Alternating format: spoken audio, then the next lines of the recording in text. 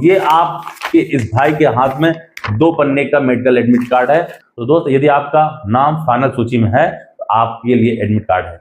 अब इस परीक्षा में यानी मेडिकल में फेल हो जाता है उसका पद जो है रिक्त रहेगा।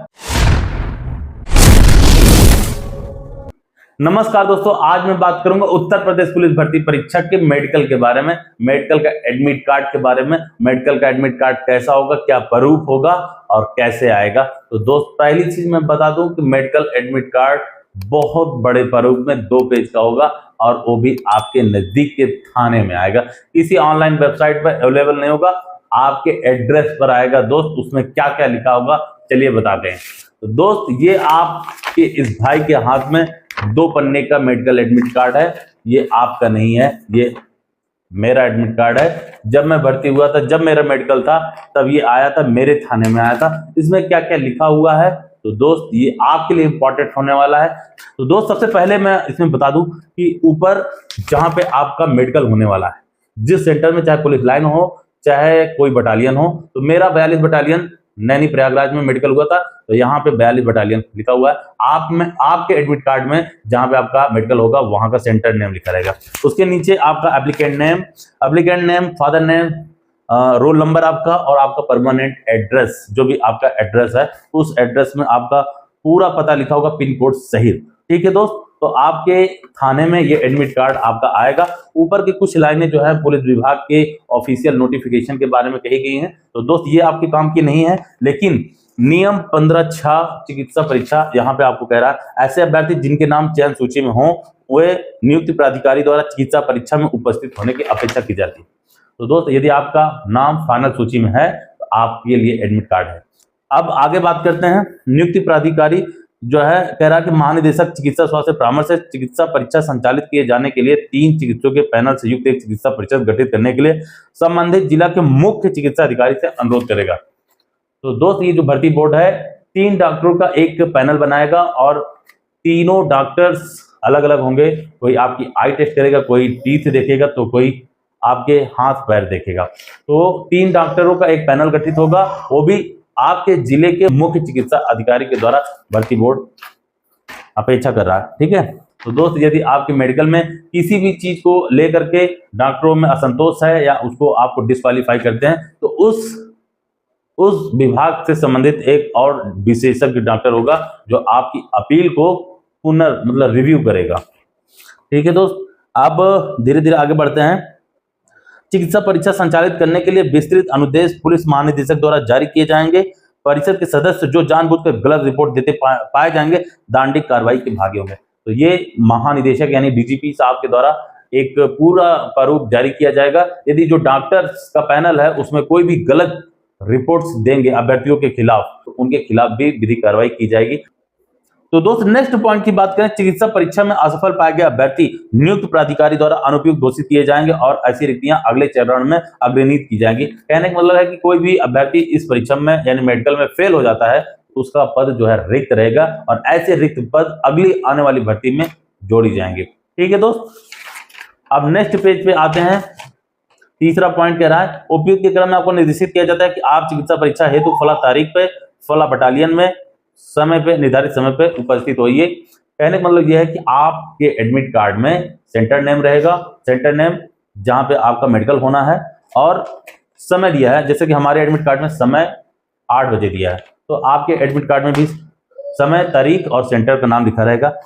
अब दोस्तों बात करते हैं कि आपको मेडिकल में क्या क्या लेके जाना है, कौन कौन से डॉक्यूमेंट्स आपको बनवाने पड़ेंगे, कौन कौन से डॉक्यूमेंट्स आपको लेके जाना है मेडिकल कराने हेतु। सबसे पहले बात करें शैक्षिक योग्यता की, तो 10+2 यानी कि हाई स्कूल इंटर की मार्कशीट और सर्टिफिकेट अपने साथ में लीजिएगा और उसकी 2 फोटो कॉपी यानी जीरोक्स कॉपी, वो भी सेल्फ अटेस्टेड, खुद से प्रमाणित होनी चाहिए। और उसके साथ साथ आपने अंतिम शिक्षण संस्थान जहां से उत्तीर्ण किया है वहां से चरित्र प्रमाण पत्र बनवा लीजिएगा। यानी कि आप इंटर तक ही पास आउट है तो आप इंटर जहां से किए हैं उस कॉलेज से अपना चरित्र प्रमाण पत्र बनवा लीजिए। यदि आपने ग्रेजुएशन या पोस्ट ग्रेजुएशन किया है तो आप जहां से भी उत्तीर्ण हैं उस कॉलेज से आप अपना चरित्र प्रमाण पत्र और उसकी 2 जीरोक्स कॉपी सेल्फ अटेस्टेड बनवा लीजिएगा। और निवास प्रमाण पत्र भी बनवा लीजिए, निवास के साथ साथ same process 2 xerox self attested. यदि आप आरक्षण लेना चाहते हैं जैसे आप ईडब्ल्यूएस के कैंडिडेट हैं या ओबीसी एससी एसटी, आप रिजर्वेशन लेना चाहते हैं तो जाति प्रमाण पत्र और उसके साथ साथ 2 जीरोक्स कॉपी वो भी सेल्फ अटेस्टेड आपके पास होनी चाहिए। तो दोस्त नेक्स्ट पॉइंट की बात करूं तो एक निर्धारित प्रारूप में आपको चरित्र प्रमाण पत्र बनवाना है और उसमें 2 लोगों के हस्ताक्षर करवाना है, आपके गांव के मोहल्ले के जो संप्रभात व्यक्ति यानी प्रतिष्ठित व्यक्ति हो, एक गरिमा रखते हो और वो आपको भली भांति जानते हो, आपके चरित्र के बारे में जानते हो, तो बस उन्हीं से हस्ताक्षर कराना है और निर्धारित प्रारूप में चरित्र प्रमाण पत्र बनवाना है। अब उसके साथ साथ नेक्स्ट पॉइंट की बात करें तो 10 पासपोर्ट साइज फोटो लेकर जाना पड़ेगा आपको। कोशिश करिए कि आपने जो फॉर्म अप्लाई करते समय फोटो लगाया था आप वही फोटो लेकर जाइए। आपके पास कोई आइडेंटिटी कार्ड हो, चाहे आधार कार्ड हो, पैन कार्ड हो, चाहे ड्राइविंग लाइसेंस हो, पासपोर्ट साइज फोटो हो, चाहे वोटर आईडी हो, आप कोई भी एक लेकर जा सकते हैं। ओरिजिनल, उसके साथ साथ जीरोक्स, उसकी 2 जीरोक्स वो भी सेल्फ अटेस्टेड। ठीक है दोस्त। अब नेक्स्ट पॉइंट की बात करें तो इसमें एक शपथ पत्र का प्रारूप भी मांगा है। तो आपको गवर्नमेंट के ऑफिशियल वेबसाइट uppolice.government.in पर जाना है और शपथ पत्र का प्रारूप डाउनलोड कर लेना है और उसी प्रारूप को फिल करके अटेस्टेड करके अपना मोहर वगैरह लगवा करके वो शपथ पत्र लेके जाना है। ठीक है। अब नेक्स्ट पॉइंट की बात करते हैं। यदि आप निर्धारित तिथि और समय पर चिकित्सा परीक्षा हेतु उपस्थित नहीं हो तो इसका पूर्ण उत्तरदायित्व तो आपका होगा। अनुपस्थित होने की दशा में आपके चयन या अभ्यर्थन का निरस्त किए जाने के संबंध में सक्षम प्राधिकारी द्वारा विचार किया जाएगा। कोई आपके पास जेन्युइन रीजन अगर है, आप मेडिकल में उपलब्ध नहीं हो पाते हैं, तो आपके अभ्यर्थन को निरस्त न करने के लिए विचार किया जाएगा। लेकिन आप जानबूझ करके मेडिकल में नहीं उपस्थित होते हैं तो यकीन मानिए आपका अभ्यर्थन निरस्त कर दिया जाएगा। इसलिए कोशिश करिएगा निर्धारित तिथि पे निर्धारित समय के अनुसार आप अपने मेडिकल सेंटर में पहुंच जाइएगा। ठीक है। नेक्स्ट पॉइंट की अगर बात करें तो चिकित्सा परीक्षा से असंतुष्ट अभ्यर्थी द्वारा चिकित्सा परीक्षा के दिन ही निर्धारित प्रारूप में जनपदीय नोडल अधिकारी के समक्ष अपील जो परिक्षेत्रीय नोडल अधिकारी को संबोधित होगी प्रस्तुत करेगा। इसके बाद अपील स्वीकार नहीं की जाएगी।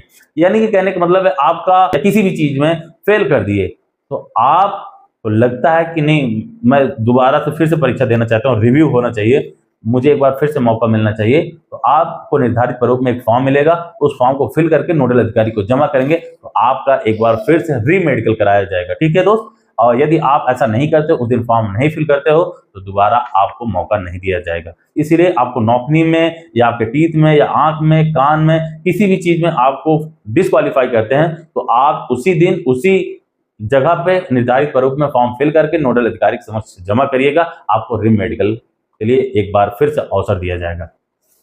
अब नेक्स्ट पॉइंट की बात करते हैं। कह रहा है कि चिकित्सा परीक्षा हेतु निर्धारित नियमों और प्रतिबंधों का पूर्ण रूपेण अनुपालन किया जाएगा। चिकित्सा परीक्षा हेतु आपको कोई यात्रा भत्ता नहीं दिया जाएगा। आने जाने का आपका मेडिकल सेंटर जहां भी रहेगा कोई भी किराया भत्ता आपको नहीं दिया जाएगा। ठीक है। आप अपना पैसा लगा के जाइए और लगा कर आइए। ठीक। अब बात करते हैं अभ्यर्थी के विरुद्ध कोई अवांछनीय तथ्य यथा मेडिकल बोर्ड को प्रभावित करने अथवा निर्धारित प्रक्रिया में बाधा पहुंचाने के प्रयास प्रकाश में आने पर अभ्यर्थी के चयन या अभ्यर्थन को निरस्त किए जाने के बारे में सक्षम प्राधिकारी द्वारा विचार किया जाएगा। आपके द्वारा कोई भी ऐसा साक्ष्य चिकित्सा अधिकारी से छुपाया जाता है या उनको गुमराह करने के लिए आप कोई साक्ष्य प्रस्तुत करते हो तो सच सामने आने पर आपका अभ्यर्थन निरस्त करने के लिए जो सक्षम अधिकारी है उसके द्वारा विचार किया जाएगा। इसीलिए आप चिकित्सा अधिकारी जो भी पैनल में होंगे उनको किसी भी चीज को लेकर गुमराह मत करिएगा। जो जेन्युइन है वो है। ठीक है। तो कोशिश करिएगा जो जैसा है, जैसा मांगा गया है वैसा ही करिएगा। चश्मा लगा के जा सकते हैं, लेकिन जब आपकी जांच होगी, आपका टेस्ट होगा तो आप चश्मा उतार सकते हैं। ठीक है। उसके बाद आप चश्मा फिर से पहन सकते हैं। नौकनी वगैरह समस्या जो भी है आप देख लीजिएगा। किसी के पैर जुड़ रहे हैं, किसी के धनुष आकार है, किसी की जो नसें हैं वो उभरी हुई हैं, तो किसी का कलर विजन की समस्या है। बहुत ही रेयर केस में कलर विजन देखने को मिलता है, लेकिन अगर किसी को लगता है कि उसे कलर विजन की समस्या है तो आप कलर विजन की पुस्तिका आती है उसको आप पढ़ते रहिए, अपना प्रैक्टिस करते रहिए। ठीक है। ऊपर वाले से दुआ करिए कि आपका हो जाए। और बाकी मुझे नहीं लगता है कि मेडिकल बहुत ही ज्यादा टफ होता है तो आपको परेशान होने की जरूरत है। आप निश्चिंत रहिए, दिल की धड़कनों को समझा दीजिए, थोड़ा धैर्य बना के रखें, शांत रहिए, कूल रहिए, ज्यादा परेशान मत होइए। और हाँ, सबसे ज्यादा सेफ्टी, फिजिकली कोई भी वर्कआउट मत करिए जिससे आपको कोई घटना घटित हो या आपका अंग भंग या कोई चोट आपके शरीर में आए, कि फिजिकली ज़्यादा वर्कआउट मत करिए, धारदार हथियार से या कोई ऐसा वैसा काम मत करिए जिससे चोट लगने की उम्मीद हो, चोट लगने की आशंका हो। कब क्या हो जाए किसको कुछ नहीं पता, लेकिन हाँ थोड़ा सा अपने आप को ध्यान दीजिए। जब तक आपका मेडिकल नहीं हो जाता अपने आप को बचा के रखिए। गाड़ी घोड़ा बहुत ही स्लोली चलाइए, बहुत आराम से चलाइए, क्योंकि आए दिन दोस्त रोज ना रोज कोई ना कोई हादसा होता रहता। अपना ख्याल रखिए, अपनों का ख्याल रखिए, मेडिकल हो जाने दीजिए, फिर उसके बाद गाड़ी चलाइए, फिर उसके बाद काम करिए। ठीक है, ऐसा नहीं है कि हम गाड़ी चलाना छोड़ देंगे या कोई काम करना छोड़ देंगे, लेकिन बस यही कहना चाहूँगा कि अपना ख्याल रखिए। ठीक है, जब तक आपका मेडिकल नहीं हो जाता आपको फिजिकली फिट और पूरी तरीके से फ्रेश फीस होना बहुत जरूरी है। तो दोस्त ये था आपका मेडिकल एडमिट कार्ड, और ये 2 पेज का है, और बहुत ही जल्द आपके हाथ में भी ये मेडिकल एडमिट कार्ड देखने को मिलेगा। थाने में आएगा, थाने से आपको कॉल आएगा, आप कॉल पिक करिए, थाने में जाइए, एक आधार कार्ड की फोटोकॉपी दीजिए और सिग्नेचर करिए, अपना एडमिट कार्ड लेकर आइए घर। ठीक है दोस्त, जो भी प्रूफ आपको मेडिकल में लगने हैं, चाहे चरित्र प्रमाण पत्र हो चाहे शपथ प्रमाण पत्र हो, मैं आपको डाल दूंगा डिस्क्रिप्शन में, आप डाउनलोड कर सकते हो। दोस्त वीडियो अगर अच्छा लगा तो वीडियो को लाइक कर देना, कमेंट कर देना, शेयर कर देना, अपने भाइयों को शेयर कर देना, ताकि सही जानकारी उन तक पहुंच जाए। और मेरे चैनल पर नए हो तो सब्सक्राइब भी कर देना। मिलेंगे फिर किसी नेक्स्ट वीडियो में, तब तक के लिए जय हिंद, जय भारत।